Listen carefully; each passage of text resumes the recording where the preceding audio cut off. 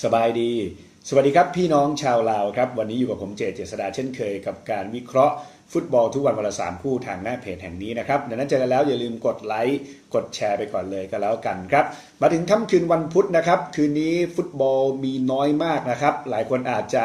พักบ้างนะครับแต่ผมมองว่าถ้าใครลุยต่อผมก็คัดเอา3คู่มาฝากพี่น้องชาวลาวเหมือนเดิมนะครับแต่ว่าวันนี้อาจจะมาแบบสั้นๆหน่อยนะครับไปเริ่มที่คู่แรกเวลา6 โมงครึ่งนะครับฟุตบอล AFF ซูซูกิครับในรอบแรกนะครับในกลุ่มเดียวกับไทยครับก็คือกลุ่ม B สิงคโปร์เนี่ยจะเปิดบ้านเจอกับติมอร์สิงคโปร์เนี่ยมีอยู่3 แต้มนะครับจากการชนะอินโดนีเซียมา 1-0 และเกมล่าสุดบุกแพ้ฟิลิปปินส์มา 0-1 ในขณะที่ติมอร์เนี่ยแพ้มา2 เกมรวดนะครับแพ้ไทยมา 0-7 แล้วก็แพ้อินโดนีเซียมา1-3ครับแน่นอนว่าคืนนี้แฮนดิแคปเนี่ยเปิดมาให้สิงคโปร์เหนือกว่า2 ลูกครึ่งเล่นบ้านสิงคโปร์นะครับสิงคโปร์ยังมีลุ้นเข้ารอบนะครับต้องชนะเกมนี้แล้วก็มาหวังมีคะแนนเกมสุดท้ายนี้เกมที่บุกมาเยือนไทยนะครับดังนั้นดูแล้วผมว่ายังไงก็ต้องเชียร์สิงคโปร์ครับเกมรับติมอร์แย่มากนะครับสิงคโปร์ในบ้านยังมีทีเด็ดจัดสิงคโปร์ครับผมว่าจะยิงถึง3 ลูกได้ครับคู่ต่อมาไปที่เวลาตี 2:45 นะครับฟุตบอล FA ครับอังกฤษซอฟอร์ซิตี้ทีมจากคอนเฟอเรนซ์ลีกเปิดบ้านเจอกับชิลบิรีอันดับ16จากลีก1นะครับคู่นี้แฮนดิแคปเปิดมาเสมอครับผมมองว่าทีมจากคอนเฟอเรนซ์ลีกยังไงมาตรฐานก็ยัง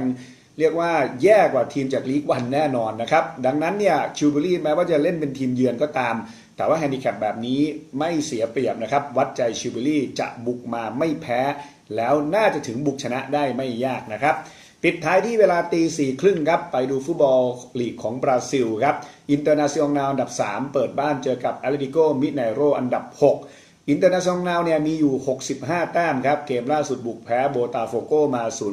0-1คืนวันนี้เนี่ยคู่หอกนะครับจะเป็นดามาลกับโลเปส2 คนนี้ซัดรวมกัน19 ประตูนะครับฝั่งของแอตเลติโกมิเนโรมี53 แต้มครับเกมล่าสุดเปิดบ้านชนะบาเฮียมา 1-0 ครับคืนนี้โอลิเวล่าจะยืนเป็นหัวหอกดาวซันโวที่ซัดไปแล้ว11 ประตูนะครับแน่นอนก่อนเกมเนี่ยอินเตอร์นาซิองนาลถูกยกให้เหนือกว่าครึ่งลูกครับผมมองว่าอินเตอร์นาซิองนาลเนี่ยยังถือว่ามีลุ้นแชมป์นะครับตามหลังพาเมลัสจ่าฝูงอยู่6 แต้มเหลือ3 เกมแม้ว่าจะยากแต่เกมนี้ต้องชนะไว้ก่อนนะครับแถมเล่นในบ้านด้วยเกมแรกที่เจอกันก็บุกชนะ 1-0 ดังนั้นแฮนดิแคปครึ่งลูกเชียร์อินเตอร์นาซิองนาลครับผมว่าคืนนี้จะเปิดบ้านเบียดได้อย่างน้อย1 ประตูครับสรุป3 ทีมคืนนี้นะครับสิงคโปร์ชิลบิลีและอินเตอร์นาซิองนาลครับและเหมือนเดิมนะครับฝากเอาไว้ด้วยสำหรับ LINE แอดของเรานะครับ @LAOSBO ครับอย่าลืมแจ้งรหัสโปรโมชั่น JD888 และย้ำว่าของแท้ต้องlao-smobet.com เท่านั้นนะครับขอให้พี่น้องทุกคนโชคดีในค่ำคืนนี้ครับสบายดี